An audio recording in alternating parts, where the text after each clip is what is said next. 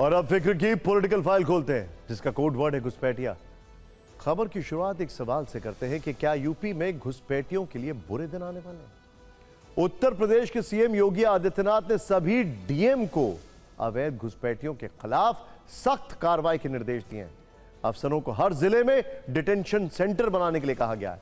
Detention centre एक तरह से जेल की तरह होता है जहां पर फॉरेनर्स एक्ट या पासपोर्ट एक्ट का उल्लंघन करने वाले विदेशी नागरिकों को तब तक रखा जाता है जब तक उनका प्रत्यर्पण न हो जाए।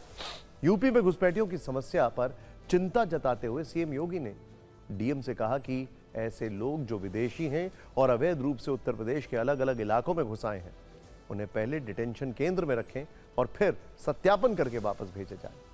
घुसपैठियों के खिलाफ योगी आदित्यनाथ का आक्रामक रुख विपक्ष को पसंद नहीं आ रहा है और विपक्षी नेता सरकार के दावों को गलत बता रहे हैं। वो सवाल उठा रहे हैं कि घुसपैठियों के खिलाफ जो कार्रवाई हो रही है वो कैसे हो रही है। वो कह रहे हैं कि घुसपैठिए भारत में दाखिल कैसे हुए हैं। समाजवादी पार्टी की सांसद रुचि वीरा का दावा है कि उत्तर प्रदेश में घुसपैठिए नहीं है, लोगों को परेशान करने के लिए यह किया जा रहा है। जबकि कांग्रेस सांसद इमरान मसूद का कहना है कि अब तक डिटेंशन सेंटर में कितने घुसपैठिए डाले और सीमाएं सुरक्षित क्यों नहीं। बीजेपी को विपक्ष के आरोपों की ज्यादा चिंता नहीं दिख रही है। वो अन्य सरकारों से अपील कर रही है कि यूपी की तरह दूसरे राज्यों में डिटेंशन सेंटर खोले जाएं।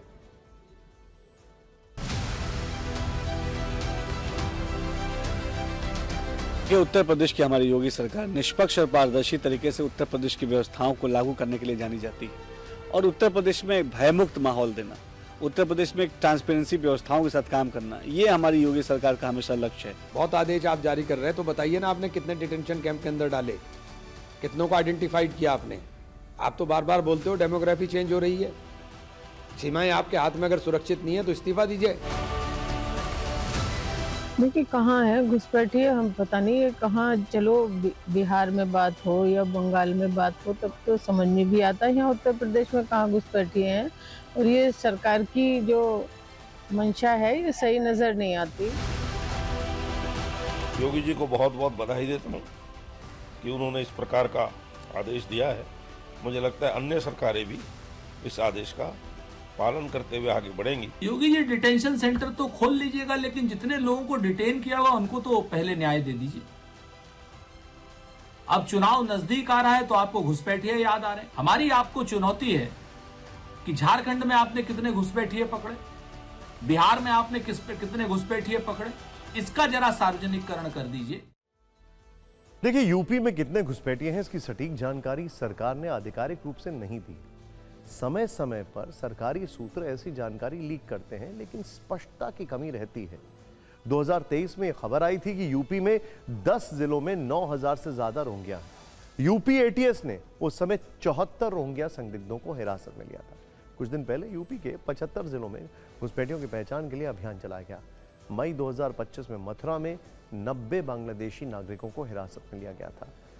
सीएम योगी ने ये निर्देश जरूर दिए हैं कि हर जिले में डिटेंशन सेंटर खोले जाएं, लेकिन फिलहाल राज्य में एक भी डिटेंशन सेंटर नहीं है।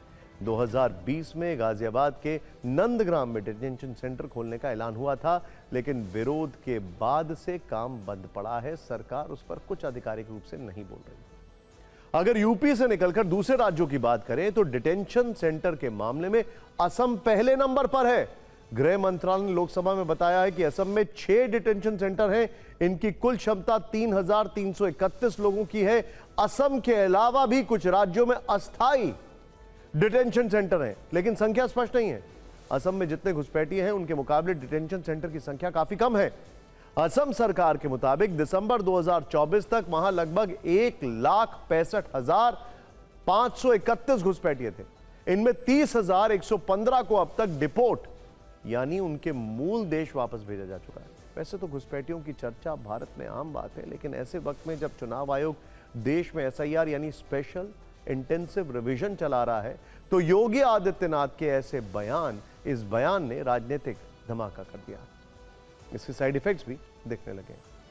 तो जब घुसपैठियों का जिक्र हो रहा है और जब घुसपैठ और एसआईआर की बात हो रही है, तो झारखंड चलते हैं। यहां एक मंत्री हैं इरफान अंसारी, वो एसआईआर योजना में शामिल बीएलओ यानी बूथ लेवल ऑफिसर को बंधक बनाने की धमकी दे रहे हैं। वो लोगों से कह रहे हैं कि बीएलओ उनका नाम काट देंगे, आधार कार्ड से नाम हटा देंगे, उनका सारा पैसा लूट लेंगे। सोचिए, मंत्री हैं और कैसा भ्रम फैला रहे हैं। इनका बयान सुनिए। ये आपका वोट काट रहा है, आपका वोटर लिस्ट से नाम काट रहा है, आपका आधार कार्ड से नाम काट रहा है।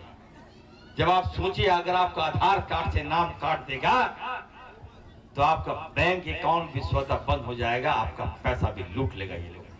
आपकी नागरिकता छीन लिया, आपको पहचान छीन लिया, आपको घुसपैठिया बना दिया इन लोगों ने। कोई हक समाज में आपको कोई हक नहीं मिलेगा। और अब बंगाल में एसआईआर लागू कर रहा है और उसके बाद झारखंड में करेगा। मैं आप सबको कहना चाहता हूं, एकदम अगर कोई नाम आपका काटने के लिए आए, अगर कोई आपका नाम अगर पूछने के लिए आए, वैसे पदाधिकारी को एकदम गेट में बंद कर दिएगा, ताला मार दीजिएगा, मैं खोलूंगा। झारखंड के मंत्री इरफान अंसारी के इस बयान पर काफी राजनीतिक रिएक्शन आ रहे हैं। बीजेपी उन पर एक्शन की मांग कर रही है, जबकि समर्थक उनका बचाव कर रहे हैं। वहीं मंत्री इरफान अंसारी ने आरोप लगाया कि उनके बयान को गलत तरीके से पेश किया जा रहा है।